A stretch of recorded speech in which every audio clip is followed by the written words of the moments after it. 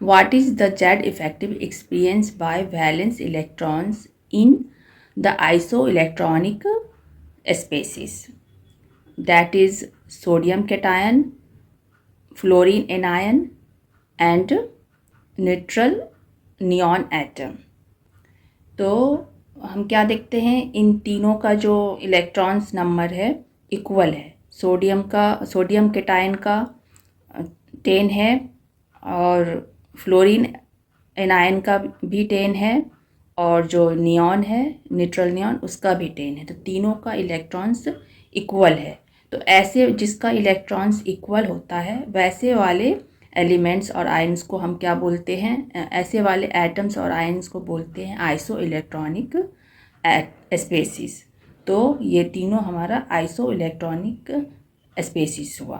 तो इसका electrons equal है, तो इसका जो कोर इलेक्ट्रॉन्स है तीनों का 2 होगा, क्योंकि वैलेंस सेल पे जो इलेक्ट्रॉन्स है सभी के 8 हैं। तो इस तरह से इनका ऑर्बिट है, वैलेंस पे 8 और कोर पे 2 इलेक्ट्रॉन्स। तो इस तरह का ऑर्बिट फॉर्म हुआ है। शिल्डिंग इफेक्ट तीनों का सेम होगा, क्योंकि उसका जो शिल्डिंग इफेक्ट जो ऑर्बिट सेम साइज है, इलेक्ट्रॉन सेम है, तो उसका शिल्डिंग इफेक्ट सेम होगा। लेकिन nuclear charge effective nuclear charge अलग हुआ, क्योंकि इसका एटॉमिक नंबर सबका अलग अलग है।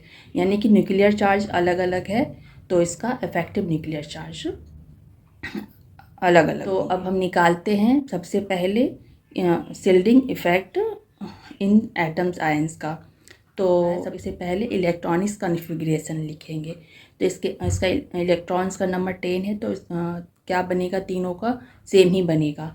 तो बनेगा 1s2 2s2 2p6। तो ये इलेक्ट्रॉनिक्स कॉन्फ़िगरेशन है। तो इसमें वही बाय रूल हम करेंगे। तो एन वाले में जो होगा sp ऑर्बिटल का जो हम निकालते हैं, तो उसमें क्या होता है, sp वाले में जो n होगा उसमें हम 0.35 से मल्टीप्लाई करेंगे इलेक्ट्रॉन्स को, और n-1 में 0.85 से मल्टीप्लाई करेंगे। तो n में हमारा sp यानी 8 इलेक्ट्रॉन्स है, तो उसमें क्या करेंगे, माइनस कर देंगे 1 इलेक्ट्रॉन्स। तो हमारा 7 बचेगा n पे। तो 7 × 0.35 और प्लस हो जाएगा n- पे जो बचे हुए हैं, तो वो हो जाएगा, उस पर 2 इलेक्ट्रॉन्स बचे हुए हैं, तो 2 × 0.85। तो इसको सॉल्व करेंगे तो आएगा 2.45 प्लस 1.7 इक्वल टू हो जाएगा 4.15। तो ये क्या मिल गया, सिग्मा वैल्यू मिल गया, यानी कि शिल्डिंग इफेक्ट मिल गया तीनों का सेम ही आएगा। क्या निकालेंगे, इफेक्टिव न्यूक्लियर चार्ज। तो इसका तीनों का अलग अलग आएगा, क्योंकि इसका एटॉमिक नंबर न्यूक्लियर चार्ज तीनों के अलग अलग है। तो सबसे पहले हम किसका निकालेंगे, फ्लोरीन एनायन का। फ्लोरीन एनायन का क्या हो जाएगा एटॉमिक नंबर उसका 9 है। तो फार्मूला क्या है, Z effective equal to Z minus sigma का जो वैल्यू है 4.15 है। तो माइनस कर देंगे, 9 - 4.15 इक्वल टू हो जाएगा 4.85।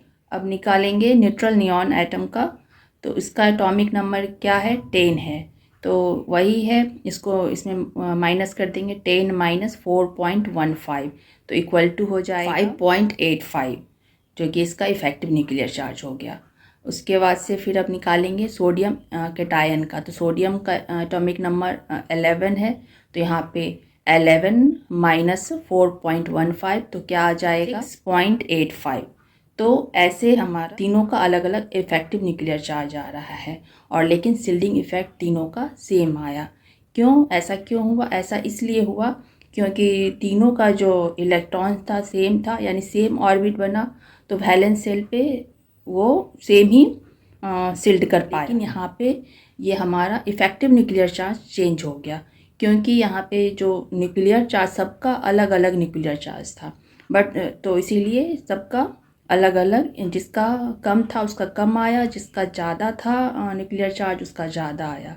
तो इस तरह से इसका आंसर है। तो thank you, have a nice day.